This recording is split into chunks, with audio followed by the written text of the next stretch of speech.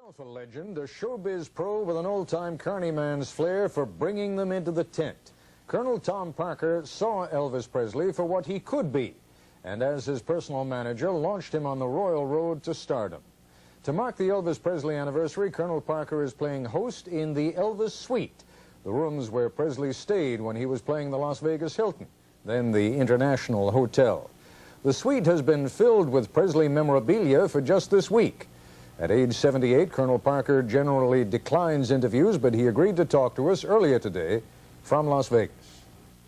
It is generally conceded, Colonel Parker, and to those who don't know it, let's tell them right now that Elvis's success was part Elvis, part Colonel Parker. Which part was yours? Because that was the less visible part. I think mine was the least part. But explain it to me. What was it? What did you do for him to help bring him to the public's attention? I did all the promotion, the outdoor advertising, and he did the show on the stage, and the fans made it possible.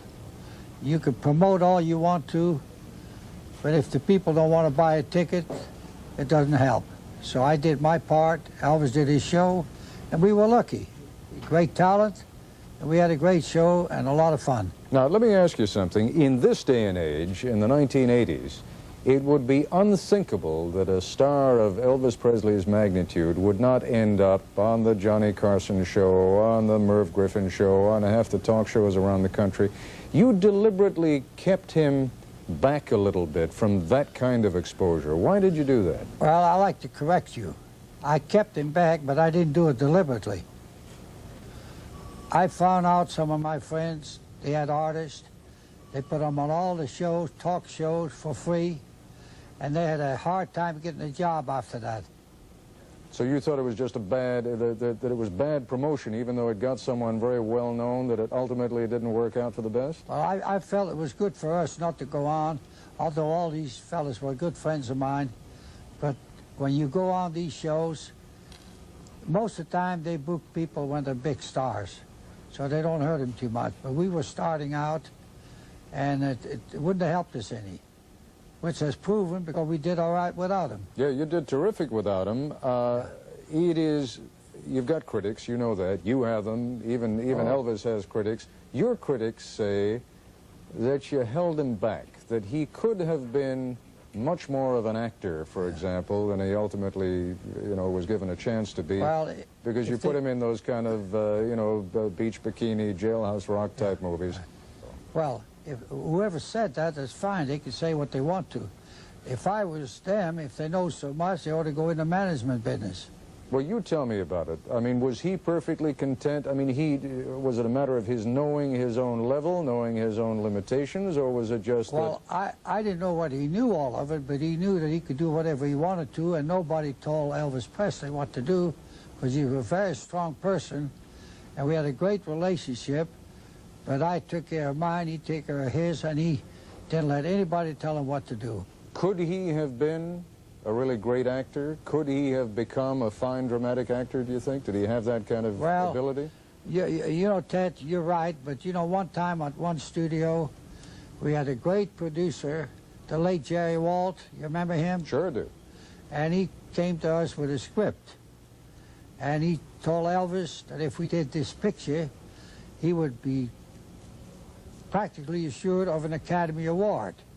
But they could not pay us the money that we wanted because the script was so expensive.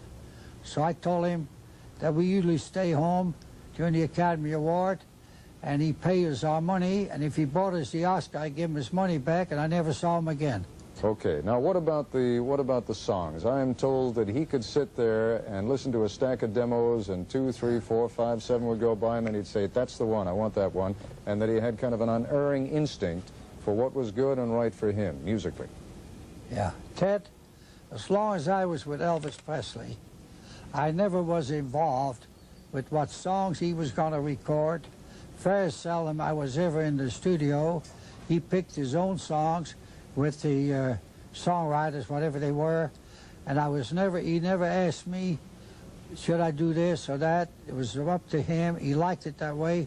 The only song that I was able to have him record, because I thought it was good for him, was Are You Lonesome Tonight? That's the only one. step back for a moment and do what I know so many people who are watching tonight would like you to do, and that is explain, if you can, the Elvis phenomenon. Not just while he was alive, but here we are 10 years after his death, and if anything, he's a bigger star than he ever was. Well, I don't think I can explain it, Ted. It's been 10 years since Elvis passed away. When he passed away, I was on tour. I had to stay behind, close out all the tours. But I've been for 10 years doing nothing except consulting work and working on keeping Elvis's name in the limelight with the fans because they're devoted. I've talked to over 1,000 in the last 4 days here.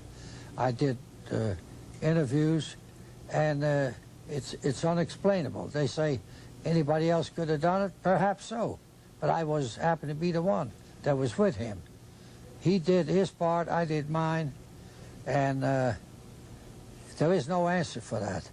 When all is said and done now, was he happy with his career? Was he satisfied with his career, or was there any emptiness left? Well, I don't know, but I know one thing. When I told us to slow down, he said, I want to play more dates. So I booked more dates. I said, well, I don't think you should. And he said, well, that's what I want to do. And I quit for a while, and he was very unhappy, so we started all over again. Colonel Parker, thanks very much. Thank you. We'll have a little more from Colonel Parker later in this program, but when we come back, we'll be joined by Jack Souden, the man who turned Elvis Presley's mansion, Graceland, into a museum and shrine, who had his own thoughts today about Elvis and what he himself might have made of all the noise, the hoopla, and also the genuine love that he still seems to generate. I think it's wonderful, the following, the people supporting him, and what else can you say? I've never heard of anything like this, but I'm very happy with it, and I know if Elvis is anyway looking down, I think he's laughing pretty good with what's going on.